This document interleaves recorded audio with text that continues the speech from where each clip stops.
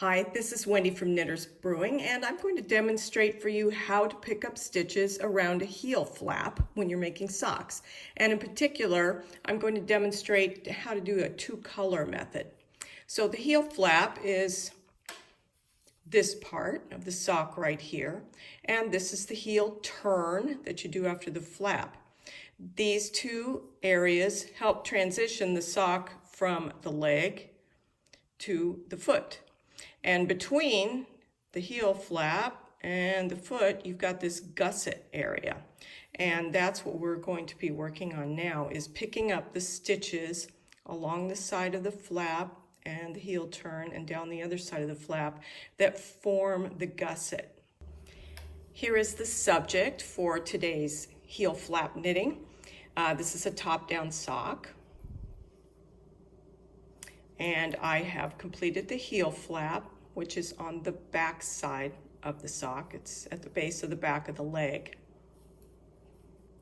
And then this is the heel turn that's done after the heel flap that gives a little cup shape for your heel to fit in. So what we're going to be doing is we're going to start down here in this little gap between the top of foot stitches and the heel flap. We're going to pick up 1 here. Then we're going to pick up 16 along this side. And we've got slip stitches along this side. So you can see they make a really nice, easy, clear way to pick up stitches because you just go right under those. Let me show you. You just go right through both legs of those as you're picking up stitches. And that gives you a nice, secure and tidy look. Then across the top, we've got 21 heel turn stitches, and we'll work those in the alternating color. And then the same going back down this other side. Again, we've got 16 slip stitches we're going to pick up along here, and then we're going to finish with 1 down here in the gap on the other side. So all told, it's an odd number of stitches, and that's important because we're alternating, and that allows us to begin and end with the same color. And in this case, the color we're going to use is dark blue. And how to decide where to pick up that stitch in the gap. So what the goal of doing that is to kind of reduce the chance that you're going to have a hole here on your sock, which can happen sometimes.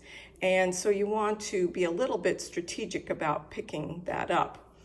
What you don't want to do is say make 1 and just lift this bar here because it pulls, and that's just going to leave you with a big hole when you do that. It's going to look like you have a yarn over there.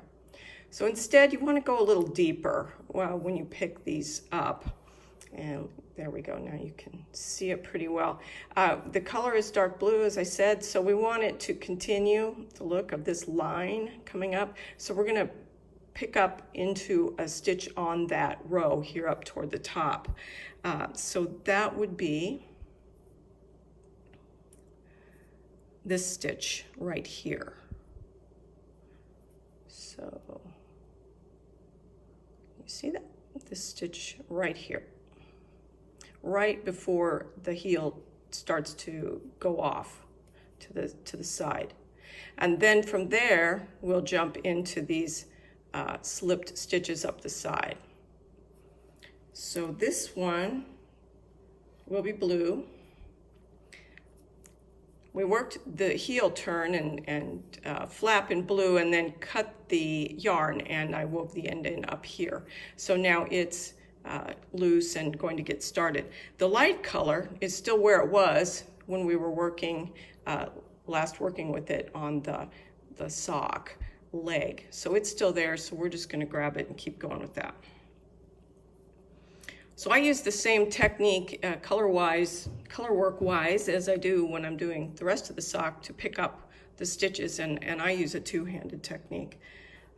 So we're going to get started. I already showed you where I'm putting that first blue stitch, so that goes in. And it's a little awkward when you're starting, but it gets better as you go.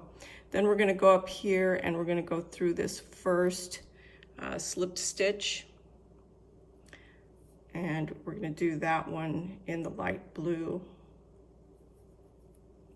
and I'm going to kind of pull that so it's snug up against the previous stitch.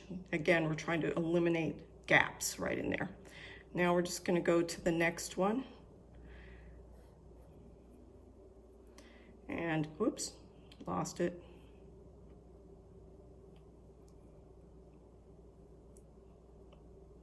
All right, out of blue.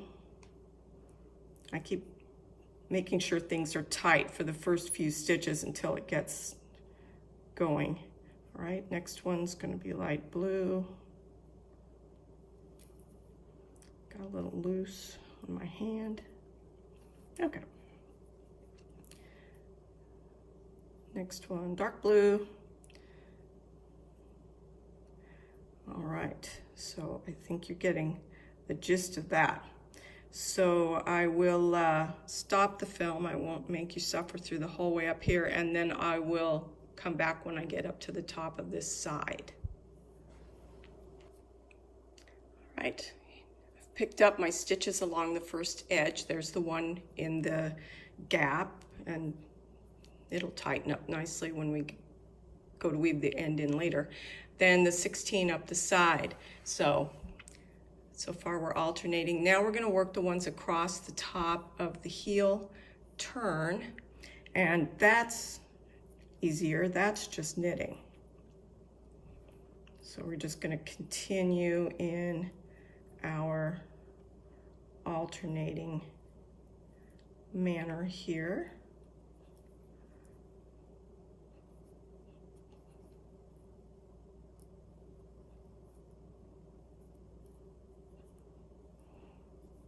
Okay, so let me finish that, and then I'll come back and we'll go down the other side. Here we have it with all the stitches from the first side and now the 21 stitches across the heel turn. So now we're going to pick up stitches down this side. If you're working with double pointed needles, this is when you grab another double pointed needle. For two circular or magic loop methods like I'm using here, this is where I will put a loop into my work right about here, so that, because it's just too hard to make this needle go into these stitches down there. So to do that, I pull it out a little ways and then just grab some of my cable.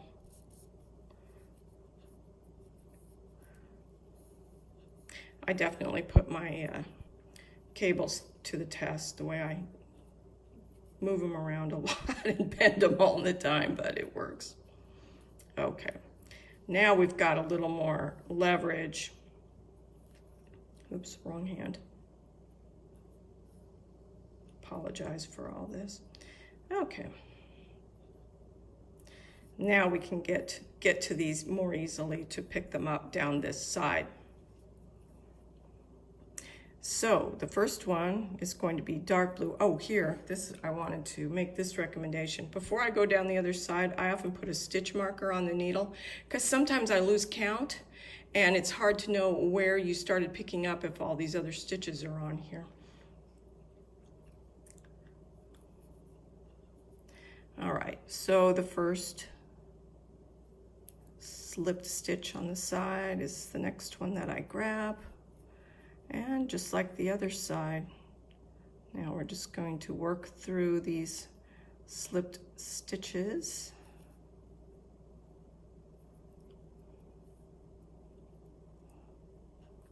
And head down toward the final gap. Okay, so I'm going to do that now. These are the 16 stitches down the last side of the heel flap, and now we're going to get that very last stitch that's in the gap.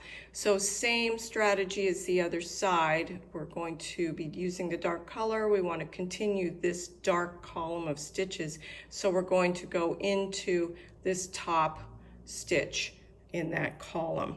So we're talking about right in here. And pull that through. There we go.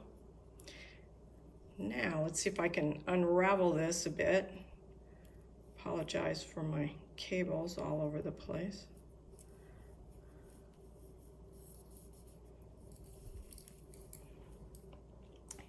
Here's what we have.